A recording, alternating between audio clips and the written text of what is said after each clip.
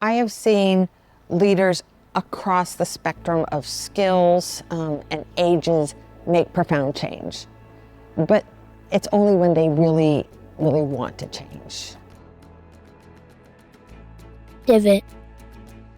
Welcome back to Divot, a community for people trying to make their mark in the world, where each week I'm interviewing the best creatives in business, tech, sports, and entertainment to learn how they've made their mark. You can watch episodes on YouTube, Apple Podcasts, Spotify, and X. Liz Wiseman is a renowned researcher and executive advisor who has dedicated her career to teaching leadership to executives around the world. As the CEO of the Wiseman Group, a leadership research and development firm based in Silicon Valley, she's collaborated with some of the top organizations, including Apple, AT&T, Facebook, and Google. Liz is the author of several influential books, including the New York Times bestseller, Multipliers, How the Best Leaders Make Everyone Smarter, the Wall Street Journal bestsellers, Rookie Smarts, Why Learning Beats Knowing in the New Game of Work, and Impact Players, How to Take the Lead, Play Bigger, and Multiply Your Impact. Her significant contributions to the field of leadership have earned her recognition in the Thinker 50 list. Liz's insights have been featured in the Harvard Business Review and Fortune. Before founding the Wiseman Group, Liz served as a vice president of Oracle University. Hope you enjoy it. How did you end up in Silicon Valley?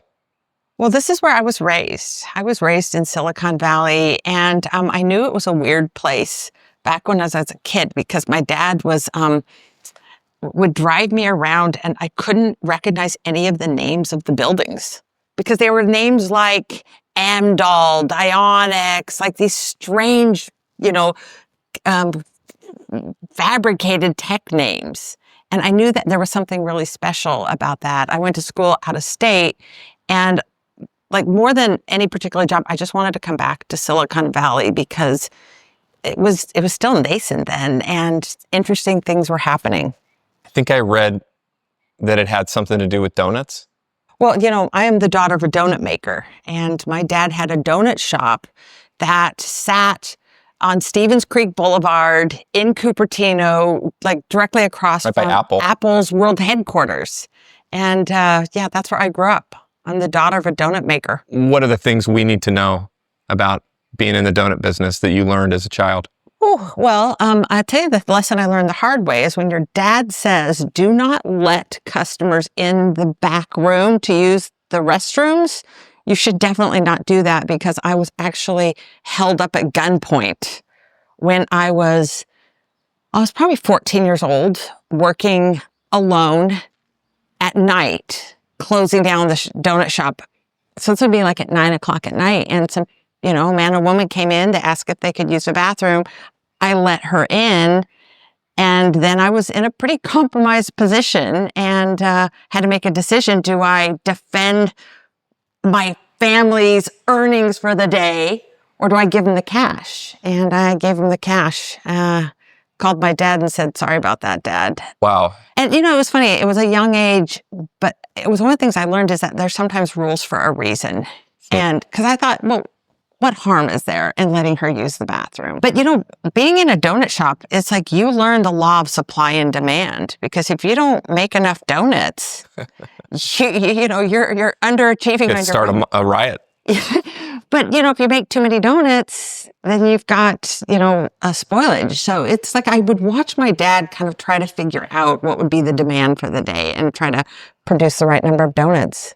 What was your dad's reaction to you giving up the cash? He's like, you did the right thing. And I knew that was the answer, but it's hard. You don't make a ton of money as a donut maker. And so I knew, like, that money matters. Like, our family needs that money to get through the month. And so to give that up to someone, you feel like you're doing the wrong thing.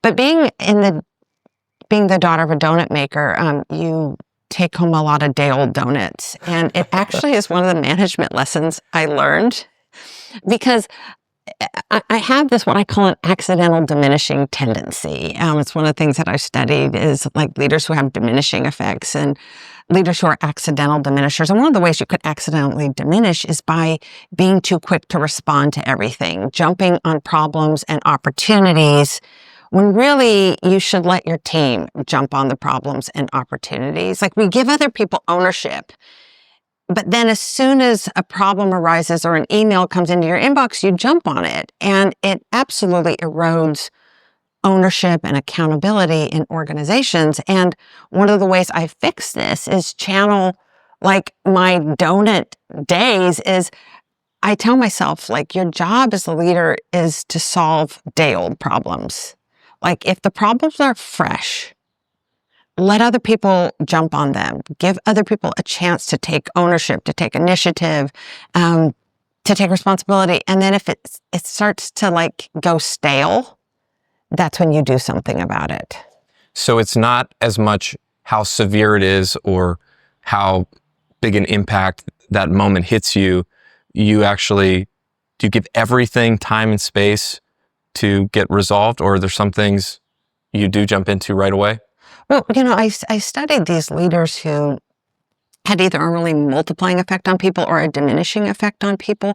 And one of the words that came up over and over is that the best leaders who get the best out of others, leaders that were smart and sharp and, successful around, they give people space. And, we need space to do our best work. We need space to think. We need space to experiment, to make mistakes. We need space to debate. And we also need time to take responsibility. So when the leader is constantly jumping at things, their narrative, of course, is, hey, I'm keeping my organization moving quick. I'm quick to respond. I'm sort of fast. But it actually ends up slowing other people down and eroding ownership. So I guess that's one of the lessons that I learned or that I've taken, sort of channeling my heritage as the daughter of a donut maker. There's sort of this outside impression that some of the very best leaders are all in on all the details all the time, almost to the point of it appears micromanaging huge organizations at once. Elon's an example of this, where he gets into the tiny little details on the manufacturing floor, or Steve Jobs was sort of famous with this as well, where he cared about every design, every prototype, where the chips went inside the phone and how everything functioned. But nobody really wants to be micromanaged. Are those the kinds of people, or is that the kind of leadership style that we should adopt? Or are the best leaders, maybe they have that perception that some of them are doing that, but actually they're being more hands-off than they lead on? Well, when I studied leaders who had either a multiplying effect or a diminishing effect, the number one behavioral trait of the diminishing leaders was micromanaging. And maybe before we dig into micromanaging, it's important to understand, like, what is the consequence of diminishing leaders? So diminishing leaders are leaders who tell people what to do, make the decisions, micromanage. They use people rather than utilize people. And here's what I found in this research is that the diminishing leaders were getting less than half of people's available intelligence, whereas the multiplier leaders were getting virtually all of it. So diminishing leaders are often really, really smart, capable, brilliant designers, amazing, but they tend to underutilize other people. They shut other people down. So it's a successful way to get a product designed. It can be if you hire twice the number of people you need in many ways. And so if you have maybe early days in a company, it could work. If you've got maybe a monopoly in a market, you can work. If you're working in a very stable environment where the leader has all the answers, knows everything, has been there before, has seen this problem before, it's a legitimate way of working. But it's really, really expensive, and you don't get a whole lot of innovation, and you suffocate an organization's ability to navigate uncertainty. But it can be necessary in a moment. I had this conversation with a group of doctors at it was Yale New Haven, the academic medical center, and we were talking about being a multiplier leader, and we were having a really good conversation for several hours until they kind of had gotten to a point where they thought this can't be the way we lead, because I'm talking about leaders who ask good questions, who see and use genius in others, who give people space and create like a intense environment, but not a tense environment, and leaders who debate important decisions, and leaders who put ownership and trust in other people. And they're like, okay, that sounds great. Like, we want to be led like multipliers, but like, Liz, we're not sure you understand what we do. Like, we deal with life and death moments. And, when somebody is flatlining in the OR, like, this is not a multiplier moment. We are not going to take a day to figure this out. Yeah, we're not going to give people space. We're not going to wait for day-old problems. Right. So they lay out kind of this dilemma. And I pause and think for a second, and I ask them, well, what percentage of your time are you dealing with life and death moments like that? And their answer was 2 to 3% of their time. 2 to 3% of their time. And so my response was, well, in those like 3% moments, yeah, it probably makes sense to micromanage, to tell people what to do. Like, you might need to yell, like be extremely commanding. You might need to shut down debate. But what happens if you lead that way in the other 97% of your time? A company, if you do that. So yeah, some selective micromanaging can lead to brilliance. It's when leaders micromanage as their like constant MO. How do I, as a leader, identify my own diminishing behaviors, the things I'm doing to hurt my team or to create barriers? Well, I mean, we find that diminishing leaders tend to make a lot of the decisions, micromanage, tell people what to do.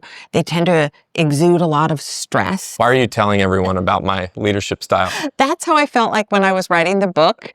One of my worries in writing the book was that I was going to be outed as a diminisher, that like somehow I was going to be on like a live radio program and someone was going to call in and like, Liz, let's talk about the diminishing leaders of my past. Like, you remember me, I'm Steve. So I was worried about that, but I realized, of course, I've had my diminishing experiences. But what I find is that most of the diminishing is not coming from tyrannical, narcissistic, bossy, bully, like put the thumb screws to you kind of leaders. Most diminishing is coming from a good place. Most diminishing is coming from what I call the accidental diminisher, meaning the good person trying to be a good leader, but they're doing things with the very best of intention that's having a diminishing impact. I'm this person as well. Yeah, and it's not that we think our ideas are better than other people. We just love a good brainstorm. And it's like, okay, well, what about this? Maybe we should try this. Hey, let's consider this. And of course, we think that we're going to toss out ideas, and that's an invitation for other people to share their ideas. And like innovation will ensue. But what actually happens is usually confusion ensues, as people are like, okay, Derek's got me doing this, and now he's got me doing this. And there's a lot of movement, but not a lot of progress. Yeah. Okay, so the idea fountain, the always-on leader, energetic, full of energy. They're motivating their team, like, woo! And of course, they think their energy is infectious, but other people's reaction to them is avoidance. Like, you're killing me. Yeah. With this energy. It's actually draining for other people, and we tend to shut these people out. The rescuer, big-hearted, they love their people, they care about others, they want other people to be successful, and so they step in and they offer a hand of help. But actually, in offering that hand of help, what they're saying is, I don't think you can do it. I don't trust you to get this done, and I don't think you can do this without me. The pace setter, the driven, achievement-oriented leader who gets out ahead of their team and they're showcasing, here's what good looks like. And we think, of course, that we're going to get out ahead of our team. Other people will notice and they'll do likewise. They'll follow. But what people actually do is they tend to hold back and watch. The rapid responder, the leader who's quick to jump on problems and opportunities. This is where I've learned to solve day-old problems, like the daughter of the donut maker that I am, and give other people a chance to jump on things and take responsibility for things they own. The perfectionist, who loves you. you looked guilty. I'm very guilty. I'm caught with my hand in the cookie jar on many occasions here as you're speaking, but go ahead and finish, get it all out. Okay, so the perfectionist who loves to get it exactly right. But like, what's it like to work for a perfectionist? You feel like your work is never good enough. It always gets like upgraded and undone, and people learn to turn in incomplete work. Like, you know what? He's going to redo it anyway. So I might as well just give him like an early version of this because they're going to rev this. The strategist, big, bold thinker, and they paint like a big, compelling vision of the future, which is kind of an essential leadership role, but they paint such a big, clear, and complete vision of the future. It's also exhausting. It's exhausting, and nobody else has to do any big thinking. Like, they're going to let the boss do it. Like, they've got a vision for this, so I'll just do my piece. And then, the boss can't figure out, why is everyone working in silos rather than putting this all together? Like, as leaders, maybe we need to, frame the vision, but not complete it. The protector, who it's like the rescuer has just moved upstream of the problem because the protector is not letting people get into difficult situations. Like, I will shield you from the politics. I will shield you from this difficult situation or this person. And these leaders become like a banyan tree. They provide comfort and shade. But the problem with the banyan tree is nothing grows under it. And people don't grow under these leaders. Those are a few ways. And often we recognize this in ourselves, like, oh, I do that. Oh, there's one more I forgot. You know what's ironic? Because this is one of my big accidental diminisher tendencies. The optimist. Positive, can-do kinds of leaders. They believe in other people. They see possibilities. But what they often overlook is the struggle it takes to get there. And perhaps they're so convinced it's going to go well that people feel like there's no room for it to ever go wrong. And so people stop innovating, they stop experimenting, they stop pushing the boulder up the hill.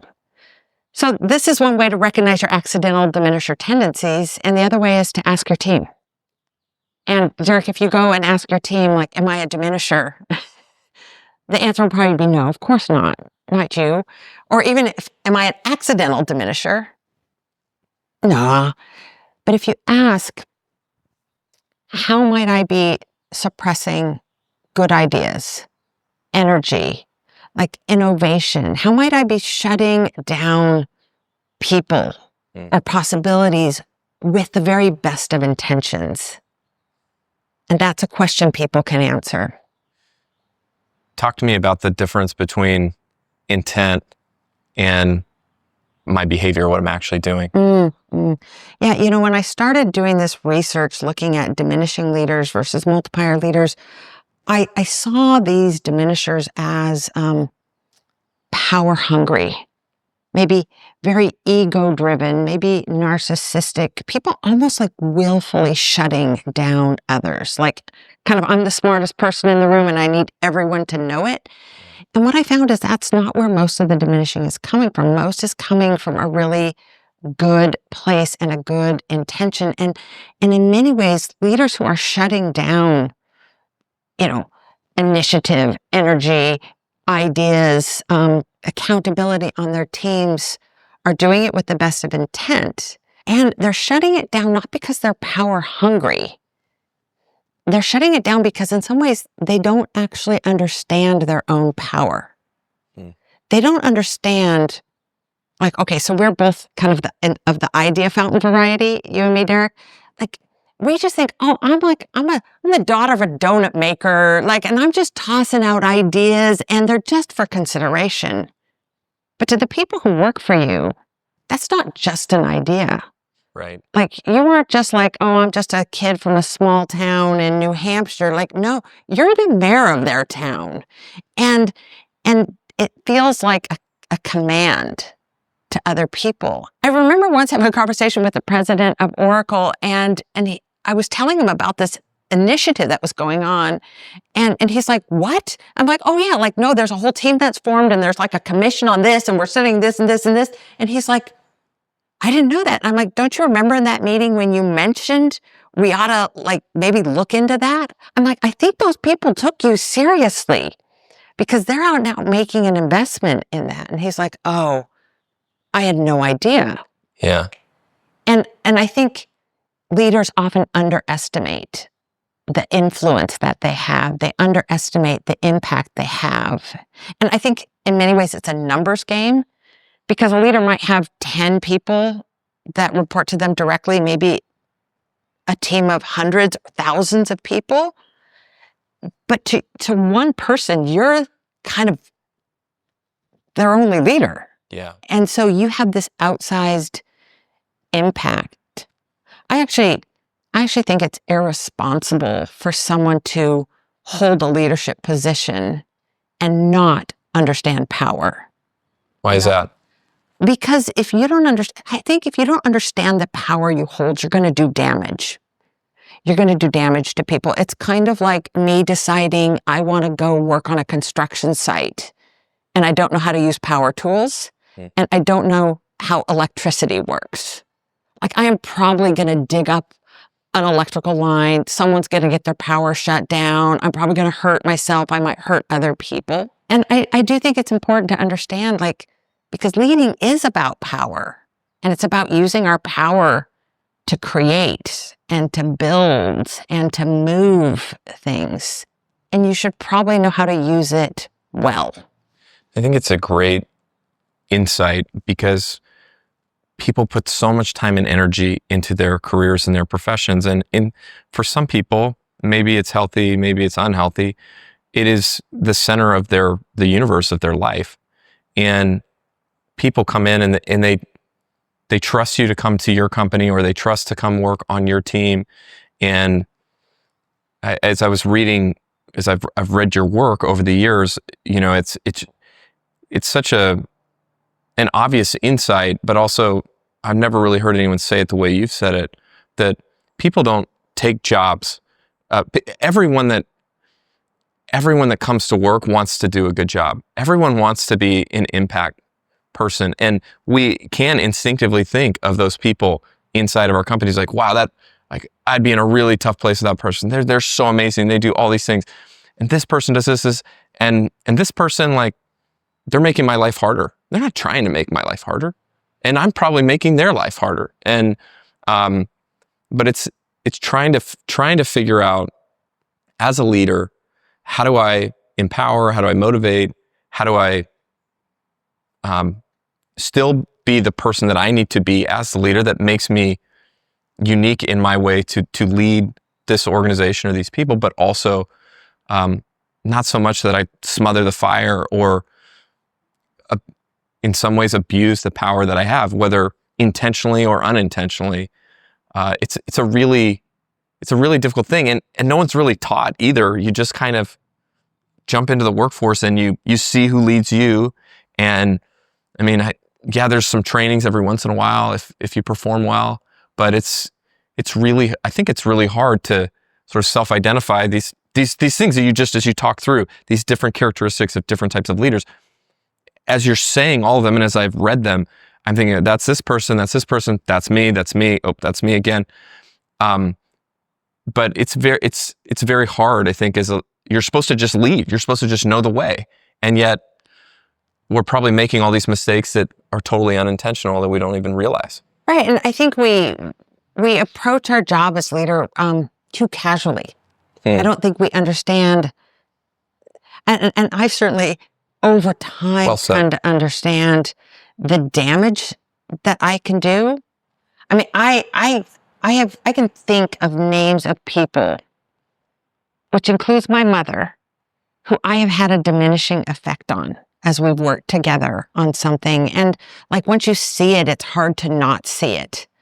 Again, like, wow, like I shut that person down. And maybe even for a long time, I had this, one of my children, I have 4 children, one of them was struggling to read. Like, this was maybe like first grade or something. And I remember this child is on my lap and we're reading this book. And she's struggling with some of the words. And this is what I did, Derek. I just went, just that's it. And she noticed. And like it took her a while to like get over that. She's like, why is mom disappointed? Why is mom frustrated? And I had no idea like that it had that kind of impact. And I think as leaders, like we don't realize sometimes small behavior has really big impact for others. So we approach it too casually. Yeah. And I think as we deal with leadership challenges and performance problems and organizational problems and disappointments, it's easy to start to build a narrative that people aren't giving me their best. People aren't stepping up. People aren't playing big. They're not thinking big. And what I have learned is that the exact opposite is going on. There's a contra narrative to this. And I think it's some simple math. Let me go through kind of the simple math. When I ask people to think about a leader who had a multiplying effect, I ask them, what percentage of your capability, your intelligence, your know-how, your talent did they get from you? 100%. Or it's 90, like, when it's low, it's like in the 80s, but like they got everything I had and then more because they saw things in me I didn't think I could do, which was the case for so many of my leaders, particularly working at Oracle early in my career. Boy, I had leaders who believed in me and gave me things. I have no idea where they're asking me to do this. But like people say they got 100% of their capability, sometimes like 120%, because I'm growing so much. I'm learning so much, working for that person, that I'm getting smarter and like stronger in the process. Then I ask, okay, think about a diminishing leader. What percentage of your capability did they get? Like those numbers sometimes are in the teens, but like it averages in the 40s, less than half of people's capability. And then when I ask, what percentage of your capability, your know-how, your insight, your talent were you wanting to give? Even amongst the most diminishing leaders, the answer is almost always 100%. And here's the thing I've learned studying some of the best leaders, some of the worst leaders all around the world is that people come to work desperately wanting to contribute ideas, contribute capability, like to work hard, to make a difference. And when they can, work is tiring but thrilling. And when they can't, when they encounter leaders that only see or use a fraction of their capability, they describe work as frustrating, exhausting, like draining, soul-sucking even. And I find it's really interesting that people describe being underutilized as exhausting. Why is that? I think, this is what people have said to me over the years as I've asked that. They're like, well, I'm trying, but I don't know where to put my energy. Yeah. I can't figure out if she wants me to speak up or to sit back and take notes and take orders. Like, I can't figure out what to do. So a lot of that energy and intelligence is going to second guessing. Yeah. People are saying, I'm trying, I'm working hard, but I'm not seeing the results of my work. And like, there's no regenerative braking technology, where like somehow that effort is creating energy. Yeah. As well. They feel like there's nothing to show for it. I once had a woman, I asked this question in a very large room, and a woman in the back of the room, thousands of people, when I asked, like, why is it exhausting to be underutilized? She yells, because it's a lot of work to act this stupid. and I think there are a lot of people who are working hard, acting dumb, or trying to like not play big because they're trying to make room because their boss needs to be the big one. They're trying to figure out how to play in the game that they've been put in. And you're maybe the one setting the rules, or you're setting the terms of the game. And you haven't made it explicitly clear what those rules are, those terms are. So they're just trying to feed off your energy, feed off your vibe to understand how they can have an impact in that space. And I think it takes energy to not have power.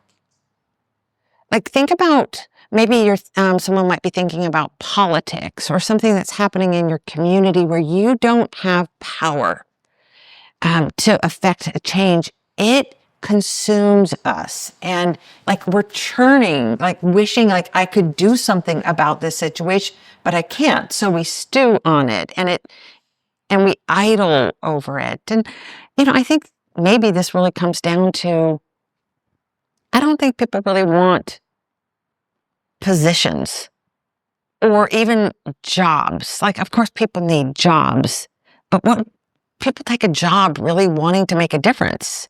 I think people want to be difference makers, not position holders. You think the vast majority of people, not just millennials and others, like everyone, they take a job to make a difference? Absolutely. I think that's what they want out of work. Like, when work means that you get used up, spit out, cast aside, nobody wants that. But I think people want to be utilized. Yeah. I think that's our hope, is that I want to do work that matters. I want to do work that challenges me. I want to do work where I grow. I want to do work where I make a difference.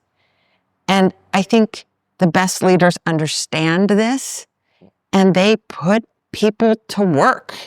And they do it in ways that like deeply, fully utilizes people's intelligence, and work becomes not exhausting, but a little bit exhausting, but totally exhilarating. I want to understand what leaders can do to change. But first, I'd like to ask, can leaders of any age and demographic, can they actually change?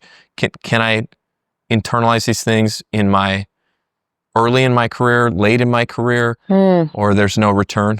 I have seen leaders across the spectrum of skills and ages make profound change.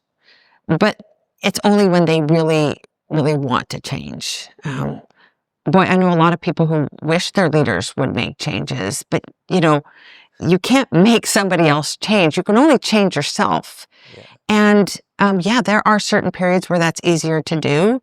The current research I'm doing is I'm looking at like where we get imprinted as leaders, and how do our skills and our narratives get built, and at what point do we learn how to lead, and sometimes those things get cemented in. One of the conclusions to this would be, I think organizations should be pretty mindful about who they have lead young, very impressionable people in the workforce. Why is that? Because that's where we're watching what success looks like. That's where we're full of self-doubt. We have high hopes, but, kind of in some ways low skills. And an ounce of good leadership goes a really long way. And a little bit of damage can have lasting impact for someone. Yeah. I've seen leaders who have deep programming as diminishers, meaning like their early role models were diminishers. Their, workplace examples were all diminishers. They grew up very much as diminishers. I've seen leaders make profound changes, like hard-fought, hard-won changes. And I've watched those changes be rejected by the people they lead. Like a diminisher, like really aspiring to be a multiplier, sort of turned multiplier, and people look at that and go, I don't know about that. You think it's inauthentic, or? The diminishing impact they've had on them has been so deep and so lasting that they're in some ways not willing to see that person differently. I've seen leaders who their organizations couldn't really see them as a better leader, and they've had to leave that organization and go start fresh somewhere else. Makes sense. Like the witness protection program, I guess, for leaders. Like, we're going to cover your diminishing past and give you a chance to start anew as a leader.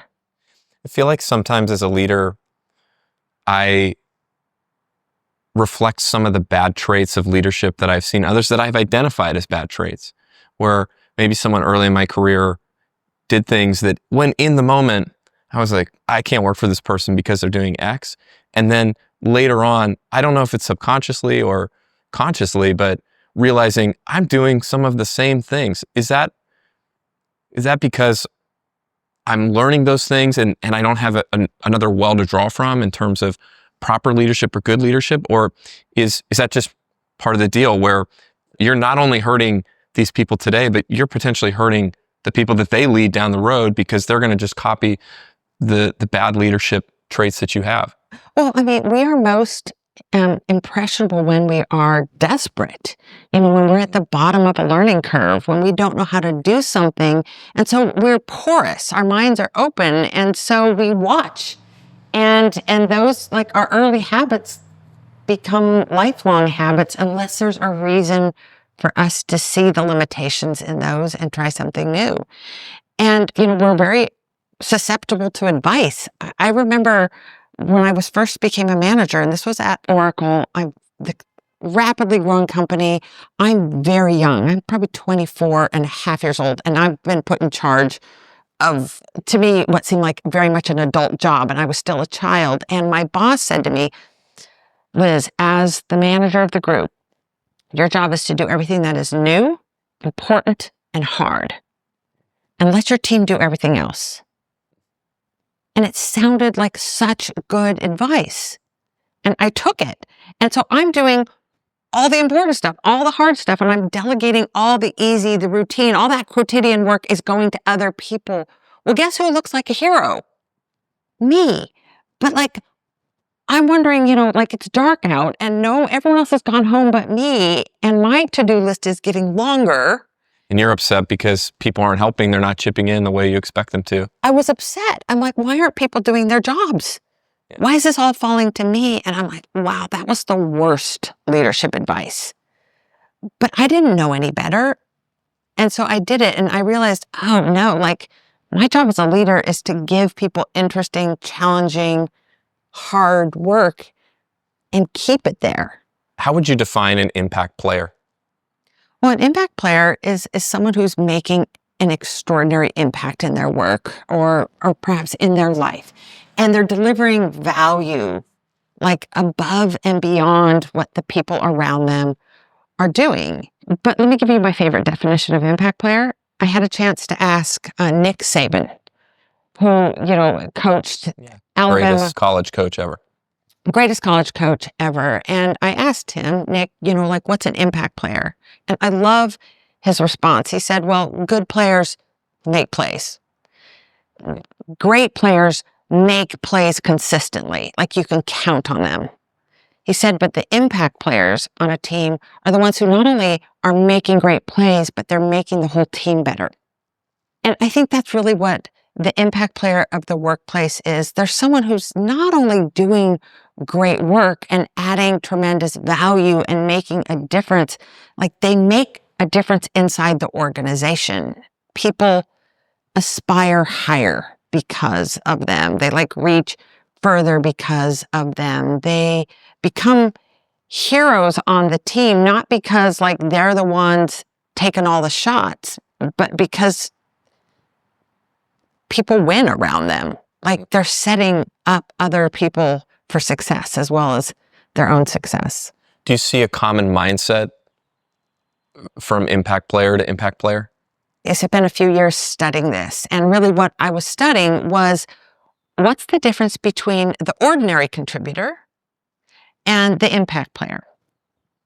Now, it wasn't the difference between a low performer. What I was trying to understand is what's the difference between solid and really high impact? What's the nuance where some people are delivering value extraordinarily greater than others? And if I had to boil it down to one thing, we found 5 big differences, but the common theme really is how they handle uncertainty and ambiguity. Because what we found is the ordinary contributor, when we asked managers to describe an ordinary contributor on their team versus an impact player, they described these ordinary contributors as people who were brilliant, did their jobs well, who were great, like followers, people who are willing leaders. They took responsibility. They were focused and they carried their weight on teams. And I'm thinking, well, that sounds pretty good. I mean, that sounds like an ideal team member, someone you would want to hire. And what I began to see is that the ordinary contributor was absolutely stellar in ordinary times. But once things got messy and ambiguous and the situation isn't clear, in many ways, once you're in a situation there where there's no playbook, that's where the impact players really shine and where the ordinary contributor way of working tends to fall short. So it's how they handle uncertainty. And in short, what we found is that the impact players move towards uncertainty and kind of take charge of it and master it, while others are like, gee, I'm going to wait for the storm to clear. I'm going to wait for there to be more clarity in this situation. I'm going to wait for someone to direct me in this situation. The impact players are taking charge while other people are waiting for direction. Are they waiting for direction because they're wired that way, or because of how leadership has set the pieces on the game board for them? I think it is both. Like there's a certain part of this impact player mentality that some people just seem to have in abundance. And there's probably a cluster of 3 or 4 characteristics that really come together, like a strong internal locus of control, as the psychologists would call it, a heightened sense of agency. Both of those meaning like I'm in charge of what happens to me and around me rather than I'm a victim of what other people are doing to me. Sometimes our early life experiences put us down one path or the other. A healthy disregard for hierarchy is one of them, like a sense of informality and a comfort with unknowns and uncertainty. We find that impact players tend to have these in abundance, but I think a lot of this difference is how organizations are set up and how leaders set the table for people to work. Because if you are saying, well, okay, I want you to stay in your lane, do your job, like don't look sideways, just, do your thing. Don't invite yourself into conversations. Like you're going to keep people stuck in this contributor mode. Whereas other leaders are like, you know what? Look around. If you see something that needs to be done, do it. Yeah. Like, don't wait for me to tell you what needs to be done. Like, if you see a problem, solve a problem. What you're describing is very much like the most critical people you need at the earliest stage of a startup. The first 10 people, everyone is a mega firefighter, and there's things burning everywhere, and there's no time to direct anyone. It's just, what you need to do. You've got a hose, you've got water, go make it happen, go put out that fire.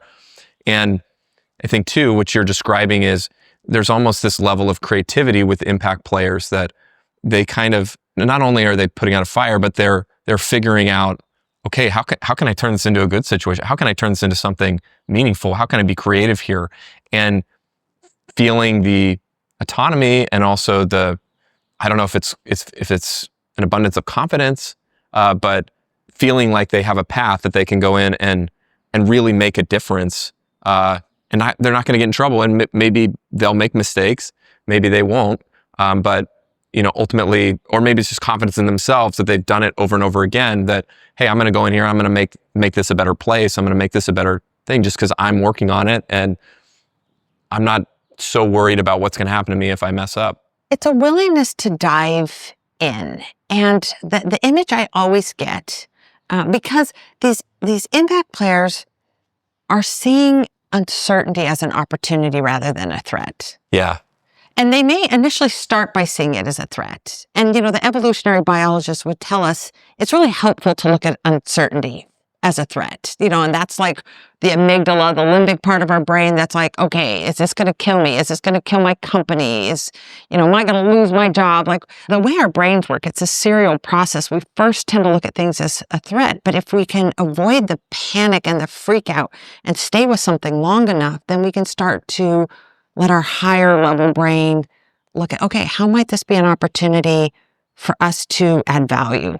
How might this be an opportunity for us to demonstrate leadership? How might this very unfortunate obstacle actually be a chance for us to rethink what we're doing and improve our process or leapfrog status quo?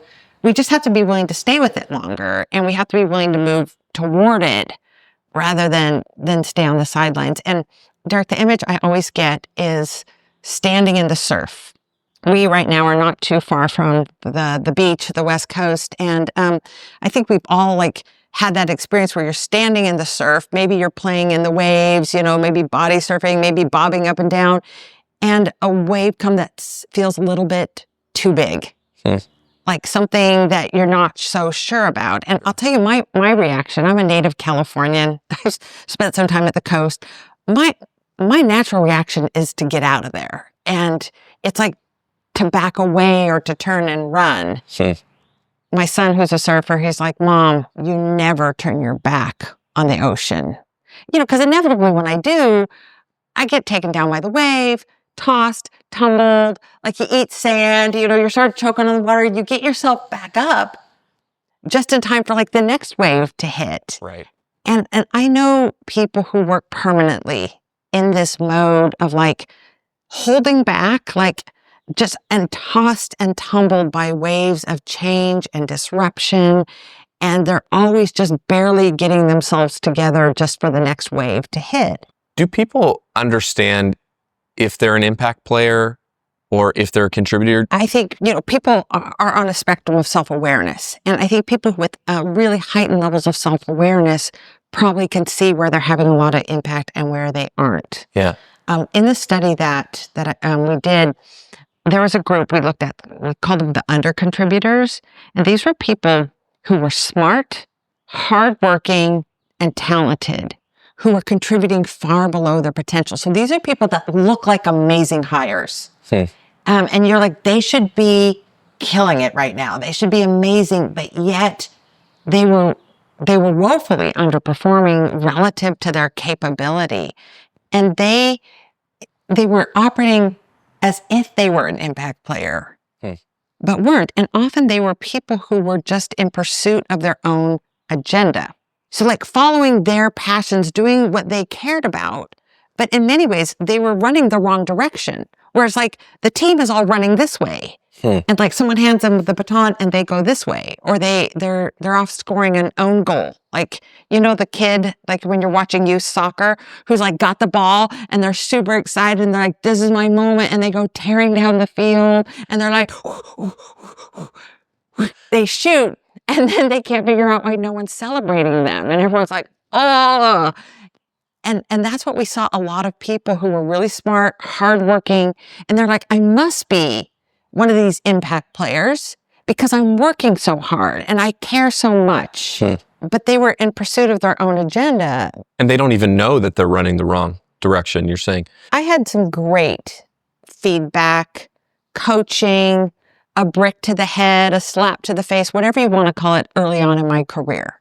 And I started my career maybe like a lot of people, maybe like a lot of younger people today, passionate about what I wanted to do. Yeah. And I, for whatever reason, I have no idea why, I wanted to teach leadership, which was ridiculous because I had really very little experience as a leader. So I'm so glad. Well, you had an MBA. I knew nothing. In fact, I tried to get a job working for the preeminent management training company. And the president was he's like, Liz, you seem great. But if you want to teach leadership, why don't you actually go get some experience managing? Get into the field. Yeah. And I'm like, gee, he doesn't really understand me. He doesn't understand my gifts or whatever.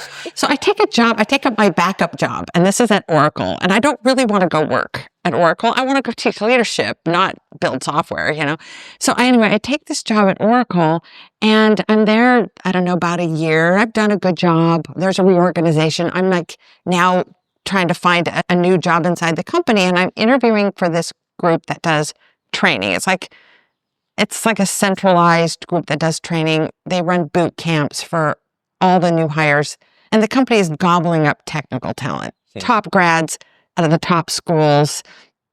And I go and interview with this group.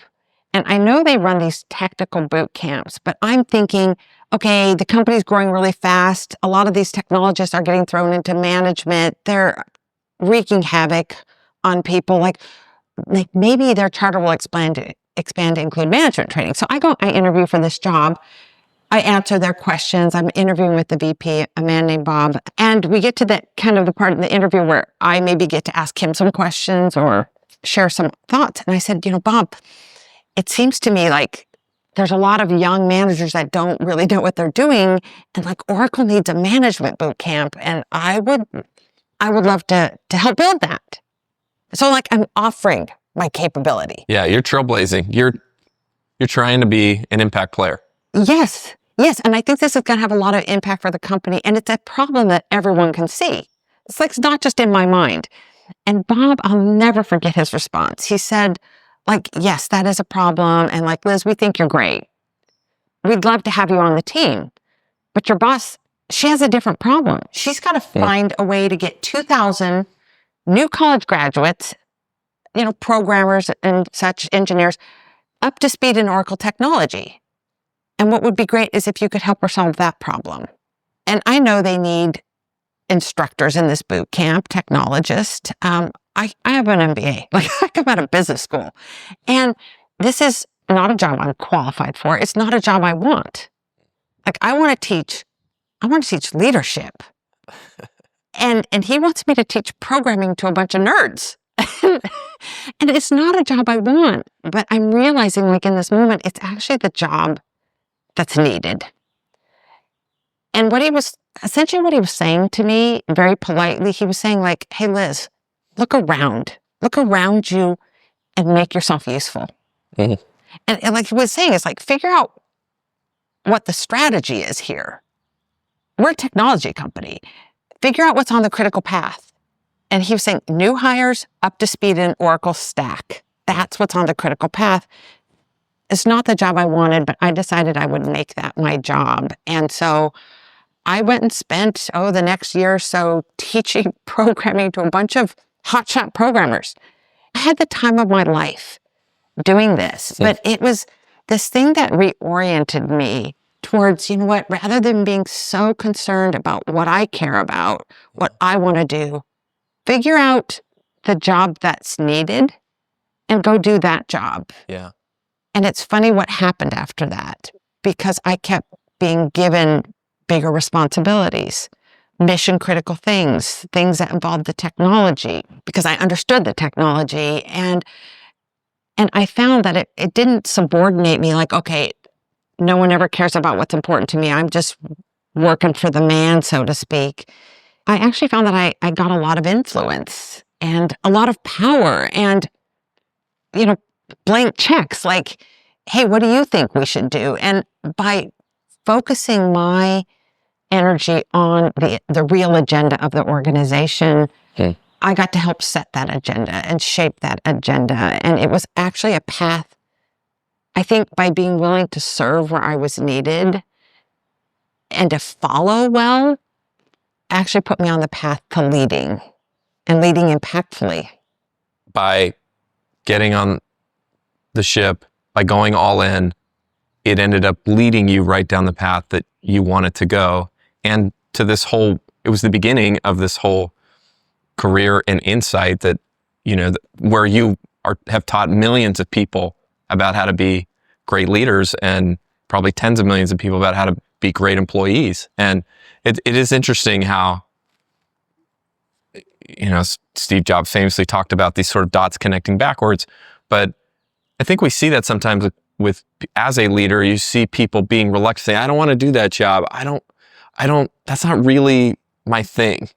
And I think it's hard for a leader, it's hard for me to try to convince them or to help them understand that this is going to lead to probably exactly where you want to go, but we need to establish some trust here. We need to establish that we're here to help each other, and how that relationship's going to work with this problem that exists this huge fire that exists right in front of us today. And then when we've established that and we have that, the whole world could potentially open up to you inside the organization. Yeah, I have a colleague, and she wanted, her name is Lauren, and she wanted to put the ideas of impact players to the test. She had been part of the research, and she was going with someone on one of these like Doctors Without Borders kinds of trips. Yeah. So it's a group of doctors and nurses that go down, and they were doing, I think, like eye surgeries. She has no clinical skills. She like knows nothing. And when she tells me she's going to go on this trip, I'm like, oh, what are you going to do? You're not going to be operating on people. And I said, actually, I know you, and I have a feeling by the end of the week, you're probably going to be like, I don't know. In the room where it happens. You're going to be in the room where it happens. So she decided to put these ideas to the test, and it really started, and I think everyone knew she wasn't qualified to be doing any of this work. And she started with like, okay, who's got a job I can do? And like, give me the worst job possible.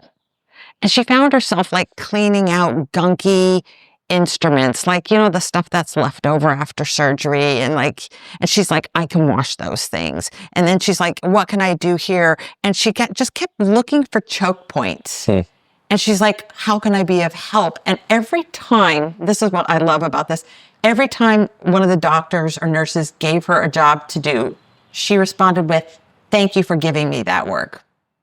And then soon, the next, she's like organized the supplies, she's doing blood draws. And, I think by the end, she was definitely in the room where it was happening and making this extraordinary impact. And by the end of the week, as it's time to like pack up camp and everyone going on the way, like she was the boss of this. Okay, count our tools, instruments, who's got this, who's got that. And she's just running the show. That's awesome. But it was just saying like, how can I be of service? And I think it's one of the things that we see with impact players is they're not just great at navigating uncertainty. They are there to serve, but by being willing to point their talent, intelligence, energy toward the job that really needs to be done, like they become leaders. They become influencers in those organizations. Can these skills be taught to people, or do I just need to hire very, very slowly and make sure everyone I hire is already an impact player and just fit that impact player into my organization? Yes, the skills can be taught, but some of them are a little bit harder to learn than others. So my guidance to a leader my guidance would be stack the deck. Start by stacking the deck. Hire people who are known impact players. Hire people who have heightened sense, like these are the four that are the hardest to teach, a heightened sense of agency, a heightened internal locus of control, a healthy disregard for hierarchy, and a comfort with uncertainty. Someone who can sit in the presence of unknowns and not lose it. Like, we don't have answers to that yet. Someone who's got some patience and tolerance for ambiguity. Try to stack the deck with as many people as that is possible. And then coach everyone else and create an environment that is an equilibrium between safety and stretch, which is kind of in a nutshell what I find the best leaders tend to do is they bring together these two conditions coexist around them. How do I do that? Safety is about feeling valued, being trusted. Like we don't tend to trust our leaders unless our leaders trust us. Feeling like your unique intelligence is appreciated. So it's those kinds of things that make it safe for people to contribute. The impact player way of working is, it's a courageous way of working. It's not about working harder. It's about working more courageously, saying, I'll do that. Like, okay, I don't really want to teach programming, but you know what? I could learn how to do that. I'm willing to go do that.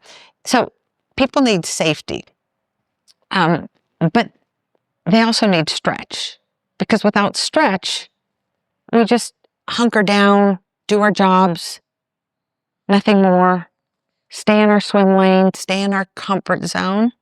So it's like, if you want people to be at their best, you've got to create enough safety for them to be willing to try, but enough discomfort and challenge that people are constantly stretched.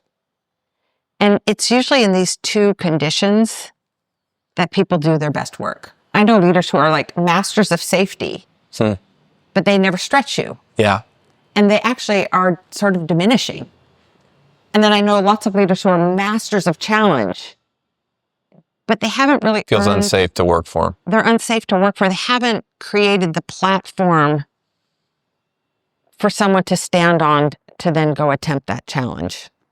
As I was speaking with friends about interviewing you and getting ideas, and I spoke with a close friend who's studied your work for a long time, and she said one of the things that Liz has done that I most admire is how successful she's been in very male-dominated industries.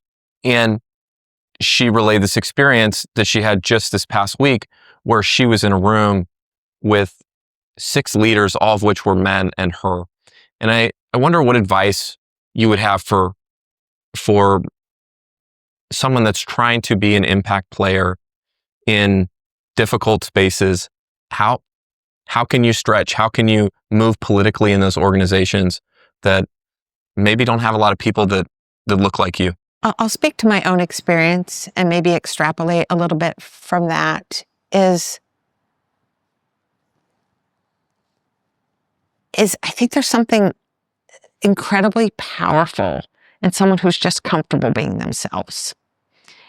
And I think because I got thrown into leadership when I was young, I didn't have a lot of time to like think about like what persona I wanted as a leader. And like, I was just trying to do a job. And years after I kind of got put into these leadership roles and some pretty, senior roles, Oracle's president, a man named Ray, he said something to me one day. He says, "Liz, let me tell you why I like working with you." And I'm like, "Oh, do tell."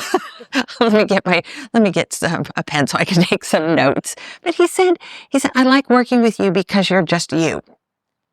And he said, sometimes women like feel like they have to be tougher than the men, meaner than the men, like outmen the men, and like put on the power suit and like over rotate that direction. And then he said, and then I think there's some that like maybe rely on feminine charm. And I'm like, "Ray, are you telling me I have no feminine charm?" He's like, bright turns red. Like, "No, I'm not saying that necessarily." He said, "But you're just you." And I think this is one of these places where it can be helpful to move beyond labels and identity politics and like, this is, a cut at gender or race or this. Like, I think those things are really important to understand in the aggregate and understand where people come from and understand some of the challenges.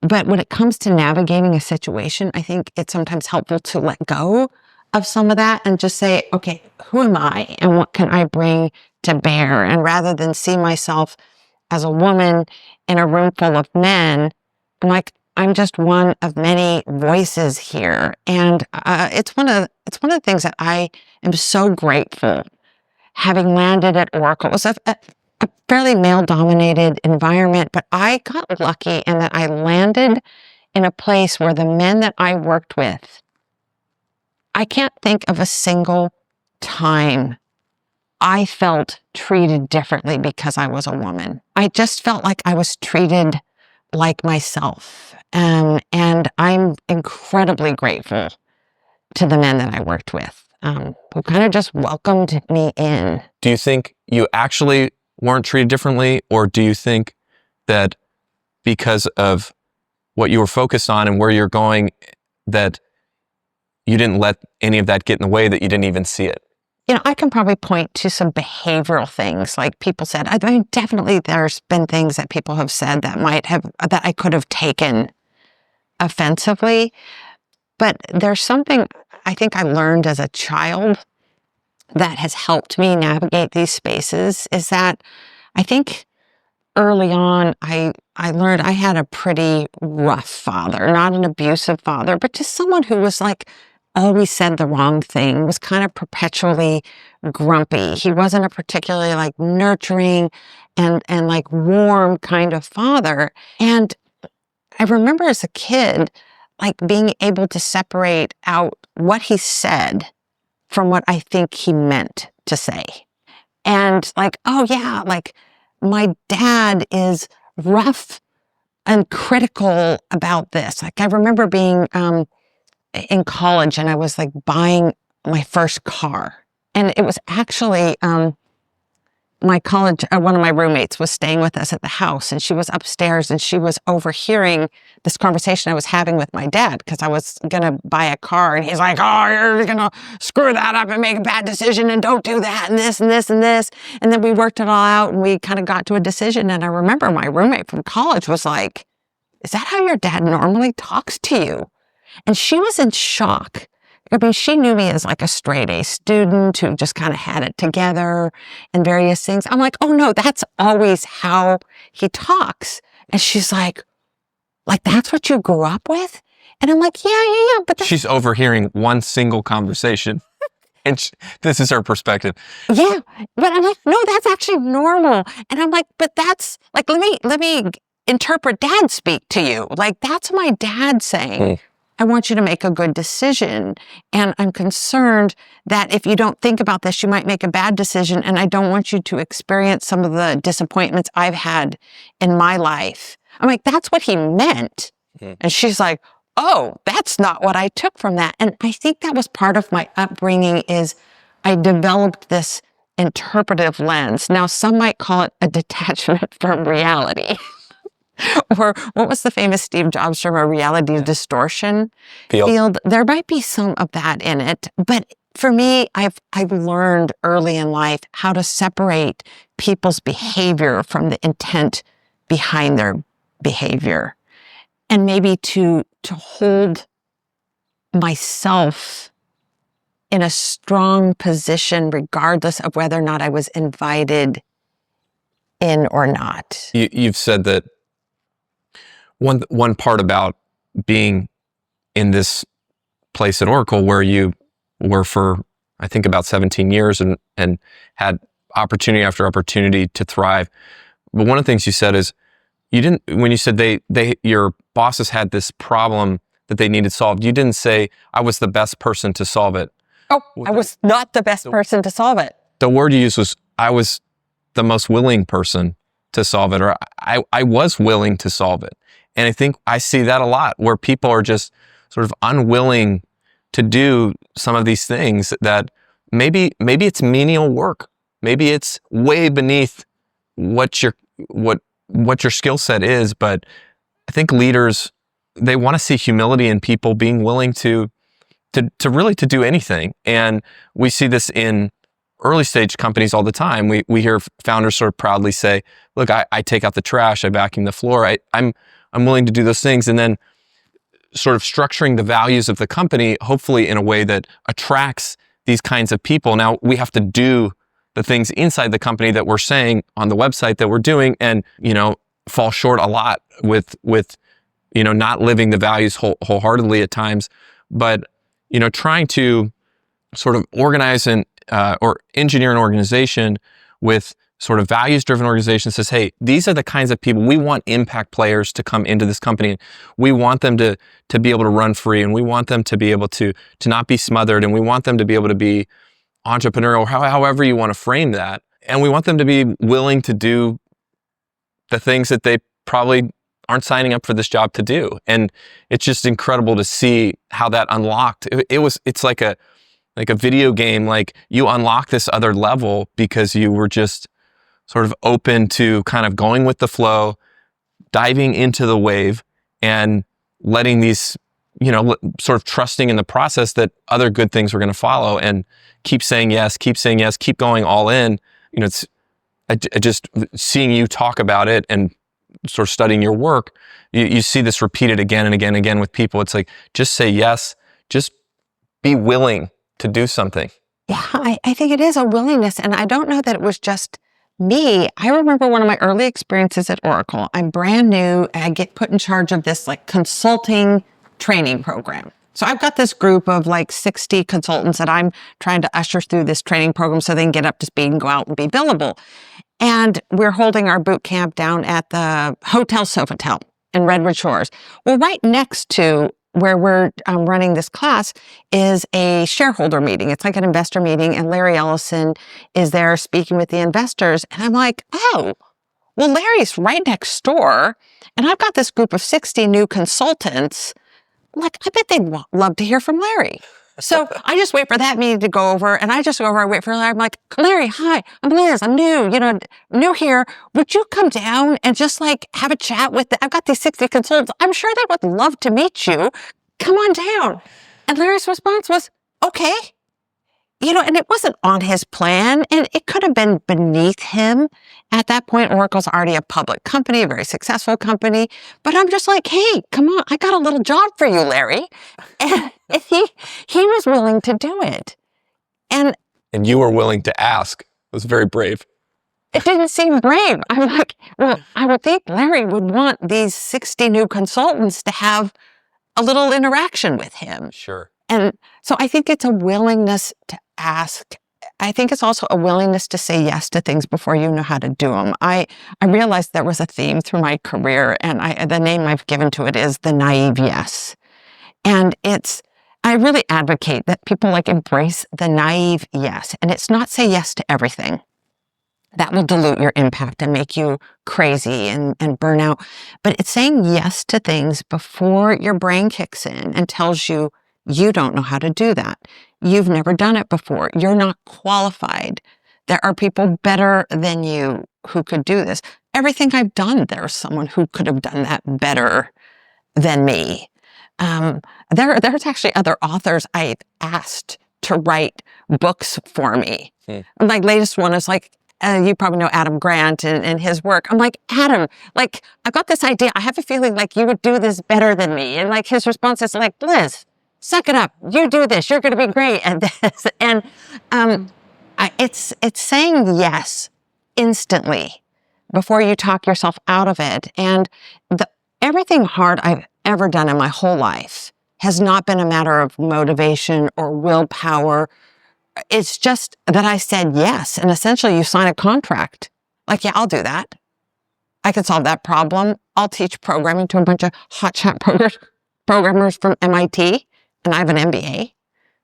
And like actually got a C in my Fortran programming class in college.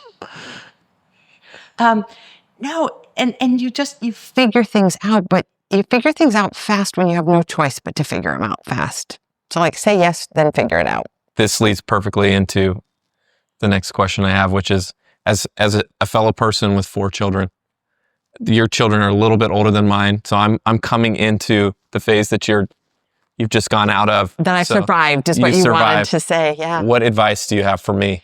There's a poem, it's a chapter in a book, and it's by a Lebanese poet, Khalil Gibran, I think is his name, if I got that right. And in this poem, he said, like, your children don't come, they're not of you, they come through you.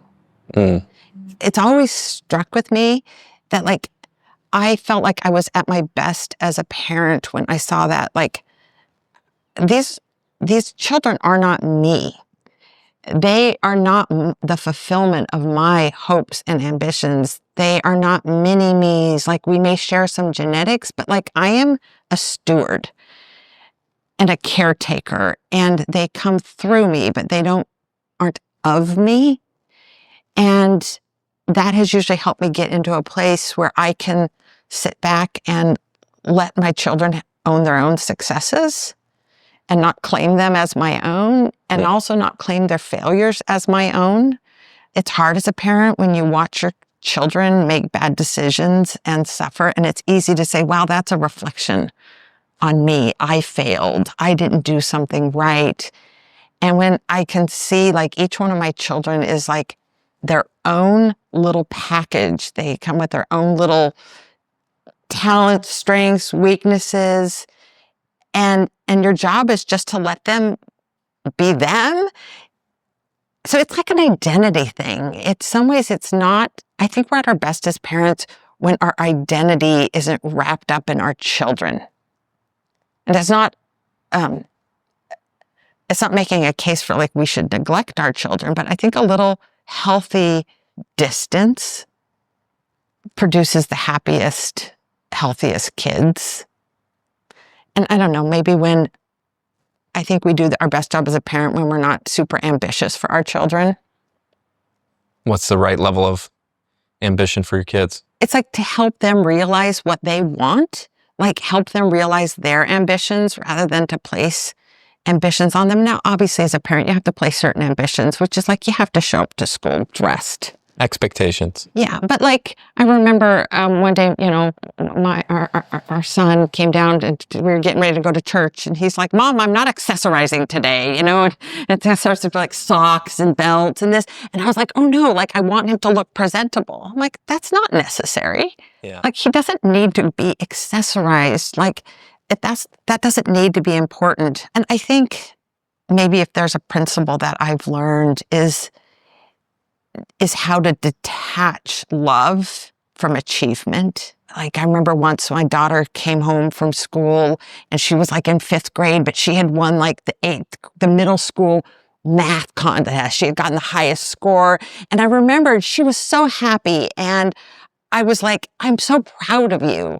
And then I remembered like, actually, that's not particularly healthy. Like, you know, you don't want to withdraw love when your children screw up, but you don't want to also show an increase in love when they do something well. And I remember changing my language from "I'm proud of you" to "I'm happy for you."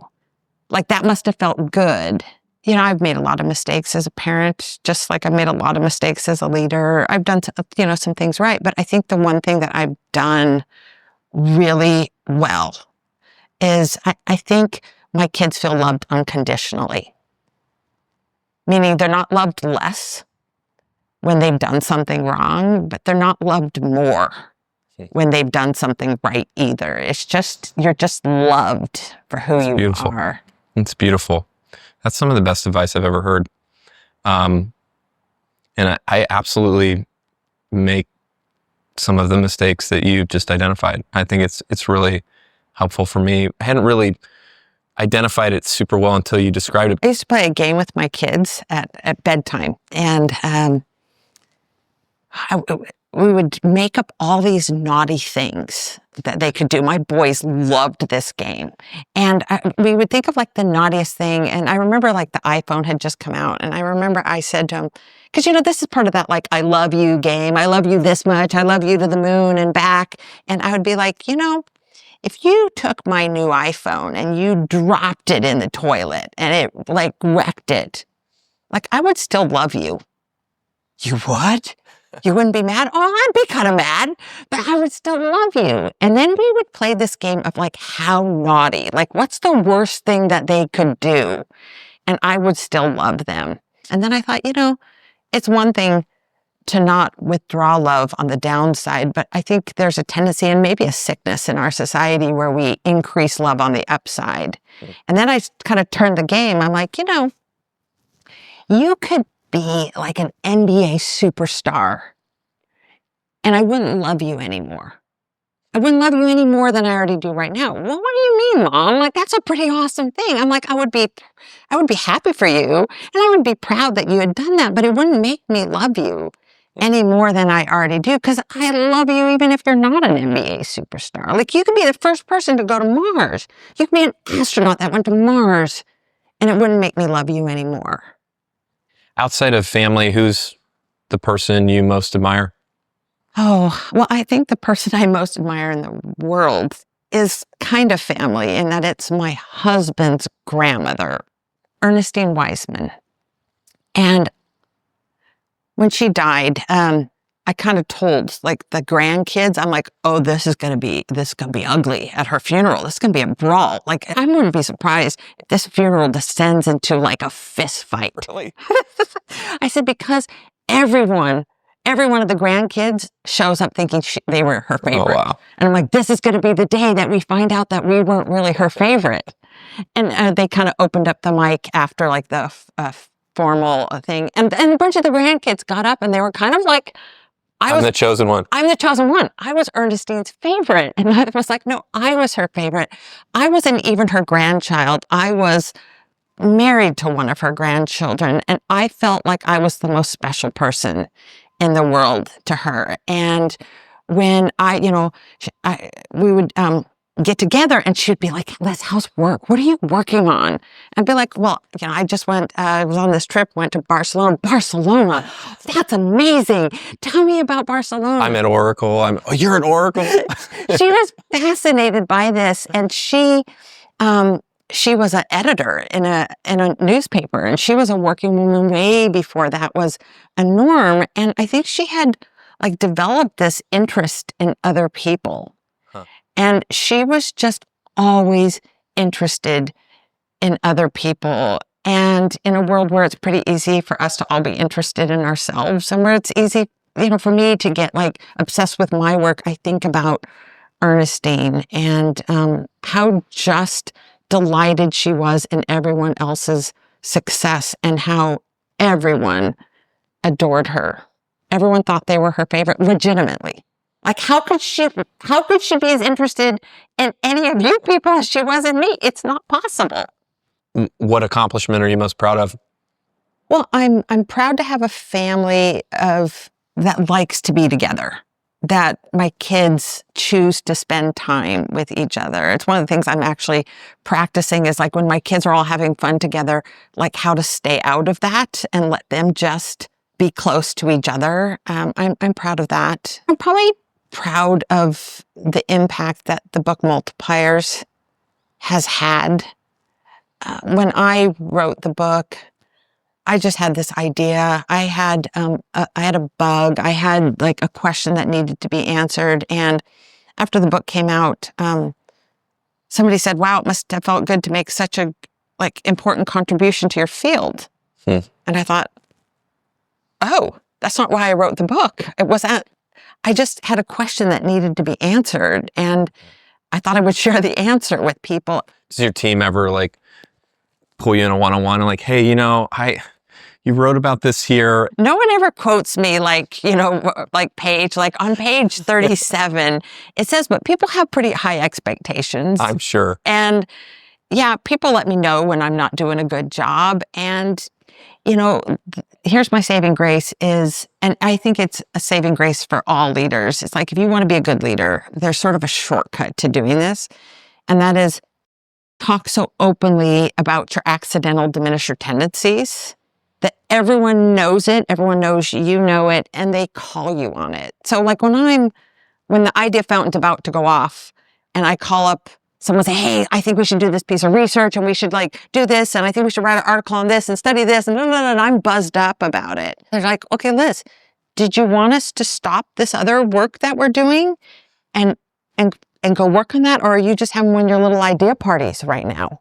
Yeah. Or you've created the space that allows them to speak up and say when you're getting off track or not showing the perfect leadership qualities.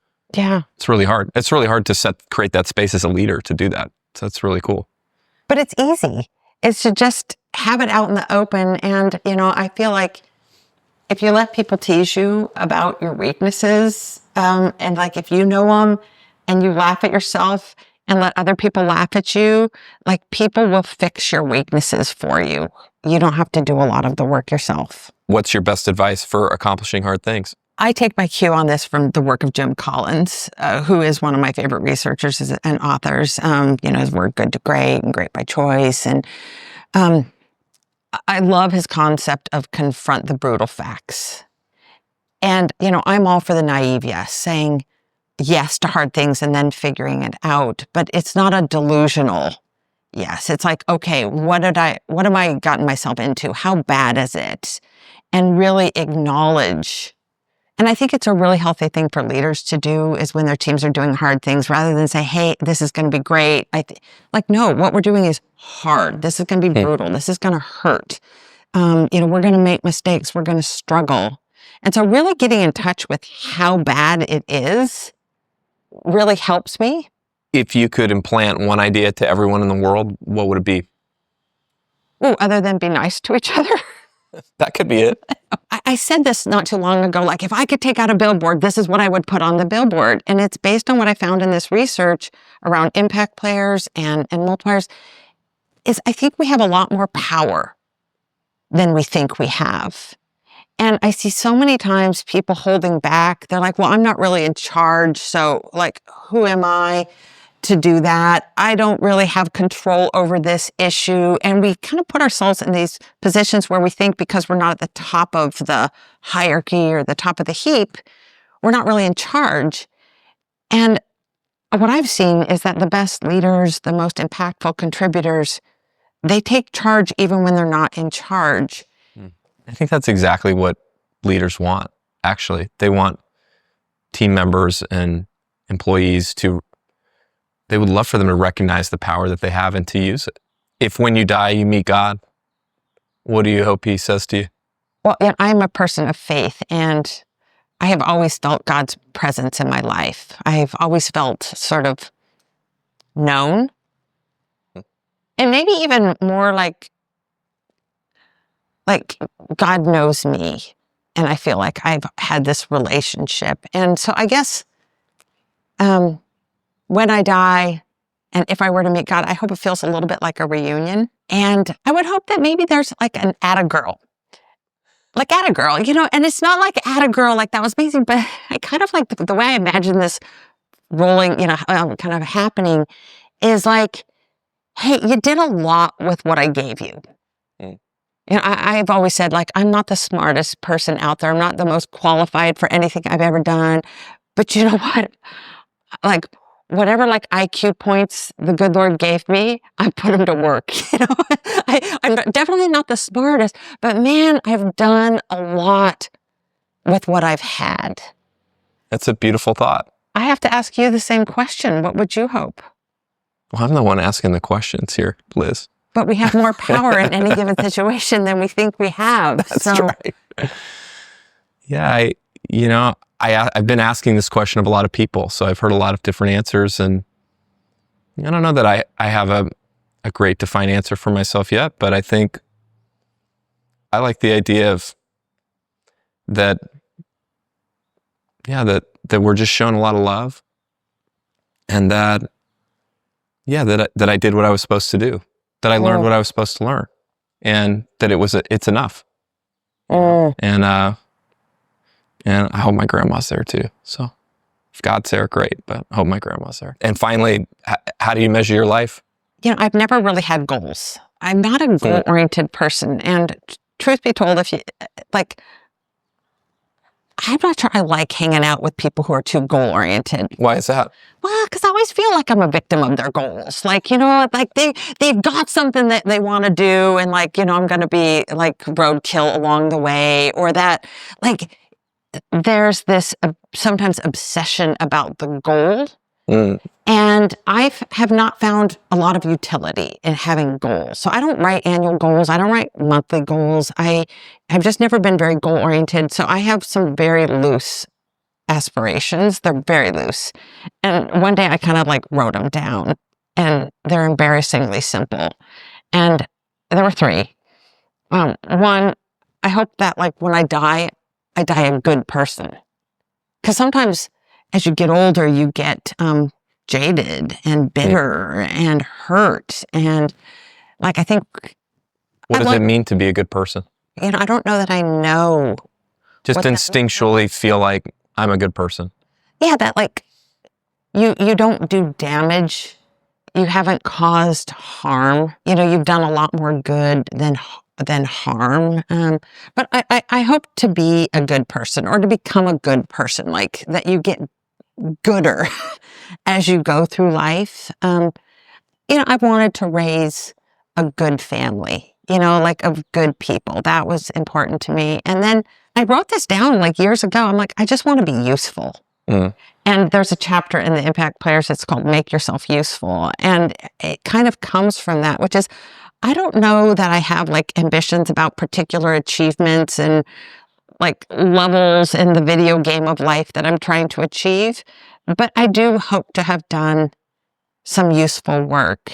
When Clay Christensen came out with his book, How Will You Measure His Life, there was a really wonderful op-ed written in the New York Times that referenced it, and it was written by one of my favorite columnists, David Brooks. He had interviewed Clay, and he had read Clay's book, and he said, like, having a strong, like, sense of purpose and like destiny and goals and knowing your purpose in life is one way to live. And Clay is an example of that, and someone who's had a tremendously positive impact. He said, but it's not the only way to go through life. And then he kind of laid out the case for a summoned life and the summoned self. And he said, in this way of living, you don't maybe move forward with like a strong intent about here's what I want to accomplish and here's what I'm here to do. It's more like you move through life with your eyes open, paying attention to needs around you, and you let the situation summon you. He's like Gandhi lived this way, like Mother Teresa lived this way. And I think that when I read it, it captured, I think, how I have measured my life is like, not like goals I want to tick off, but more like, I hope I have like encountered situations where I could be useful and that I have been useful. Thank you so much. You're welcome. Great to spend time with you. Divot. On next week's episode. I lost $35 million, which then was a lot of money. 10x that. Yeah. 10x now. And I had to call my mother, and say, Mom, I lost $35 million.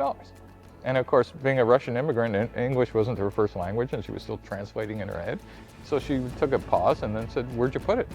I said, no, I lost it, it's gone. I'm in Brazil. I lost it. And then she said, like, oh my God, the country we came from is gone. And then she thought about it and said, and her name's blank, you can't even change it. I said, no, the reason I'm calling you is the people who gave me the money just gave me another $12 million to do my next startup.